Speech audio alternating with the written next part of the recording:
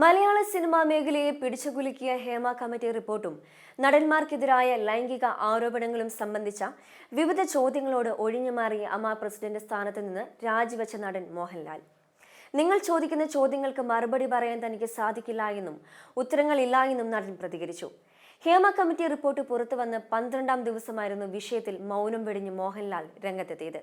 Report പുറത്തുവരികയും അമ്മ ഭാരവാഹികൾക്കെതിരെ ഉൾപ്പെടെയുള്ള ലൈംഗിക ആരോപണങ്ങൾ ഉയരുകയും ചെയ്ത പശ്ചാത്തലത്തിൽ പ്രസിഡന്റ് ചുമതലയിൽ നിന്ന് രാജിവെക്കുകയും നിലവിലെ ഭരണസമിതി പിരിച്ചുവിടുകയും ചെയ്തെങ്കിലും വിഷയത്തിൽ ഇതുവരെ പ്രതികരിക്കാൻ മോഹൻലാൽ തയ്യാറാവാത്തത് വിവാദമായിരുന്നു.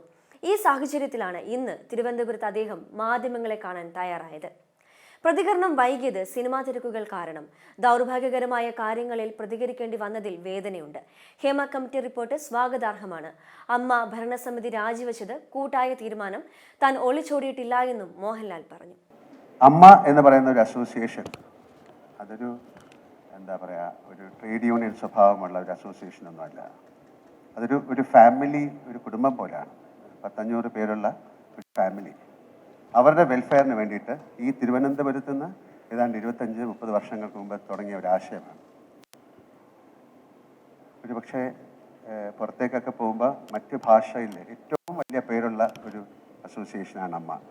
ഞങ്ങൾ തുടങ്ങിയത് തന്നെ നമ്മുടെ കൂടെയുള്ള ആൾക്കാർക്ക് വേണ്ടിയിട്ടുള്ള നന്മകൾ, അവർക്ക് ജീവിതത്തിൽ സംഭവിക്കാവുന്ന നന്മകൾക്ക് വേണ്ടിയിട്ടാണ്.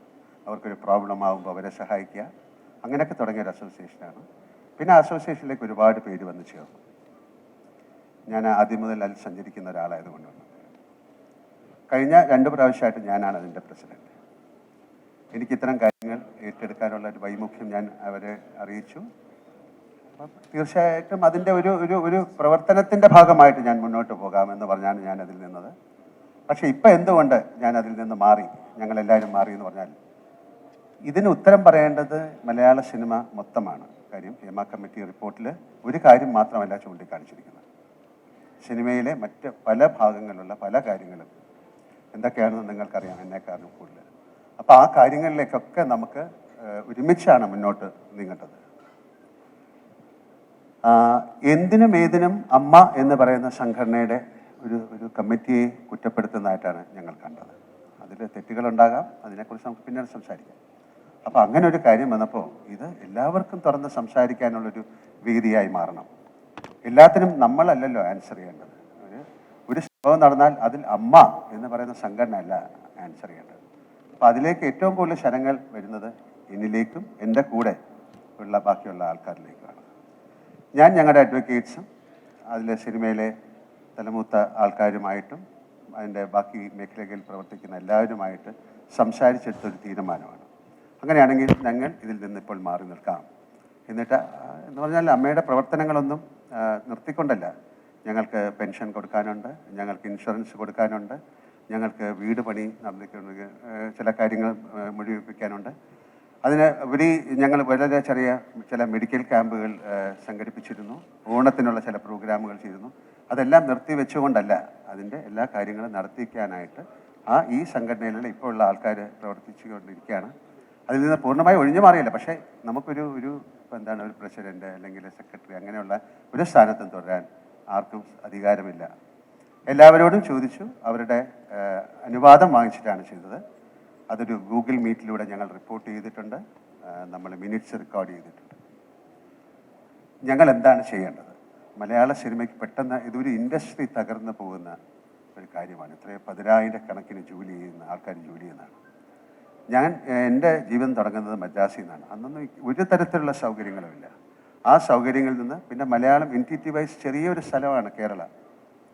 ഞങ്ങൾ വളരെയധികം കഷ്ടപ്പെട്ടു. കഷ്ടപ്പാടിനെ കുറിച്ച് പറയല്ല, വളരെ കഷ്ടപ്പെട്ട് ഉണ്ടാക്കിയെടുത്ത ഒരു ഇൻഡസ്ട്രിയാണിത്.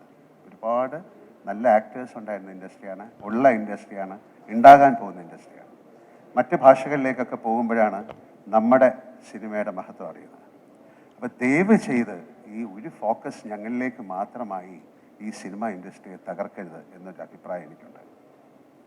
കാരണം എല്ലായിടത്തും ഇതിന് പുറകെ ഒരു സർക്കാരുണ്ട്, അവർ നിയമിച്ച ഒരു കമ്മിറ്റിയുണ്ട്, സർക്കാർ അതിനുള്ള തീരുമാനങ്ങൾ എടുക്കുന്നുണ്ട്, പോലീസുണ്ട്. ഇതിൽ ഒരു കുറ്റം ചെയ്തു എന്ന് പറയുന്നവർക്ക് പിന്നാലെ പോലീസുണ്ട്, അതിൻ്റെ റിപ്പോർട്ടുകൾ തയ്യാറാക്കിക്കൊണ്ടിരിക്കുകയാണ്. ഇത് കോടതി വരെ എത്തി നിൽക്കുന്നൊരു വിഷയമാണ്. അപ്പോൾ അതിൽ ആധികാരികമായിട്ട് ഒരു അഭിപ്രായം എന്നോട് ചോദിച്ചു കഴിഞ്ഞാൽ എനിക്കാണ് അല്ല എന്ന് പറയാൻ ഉള്ളൊരു അവസരം എനിക്കില്ല, ഞാൻ പറയില്ല. അപ്പോൾ എനിക്ക് പറയാനുള്ള ദയവ് ചെയ്ത് നിങ്ങൾ ആലോചിക്കൂ, എത്രയോ 10,000-കണക്കിന് ജോലിക്കാരുള്ള ഒരു വലിയ സംഘടനയാണ് മലയാളം സിനിമ ഇൻഡസ്ട്രി. അത് മുന്നോട്ട് ചലിക്കണമെങ്കിൽ അല്ലെങ്കിൽ ഇത് വളരെ നിശ്ചലമായി പോകും.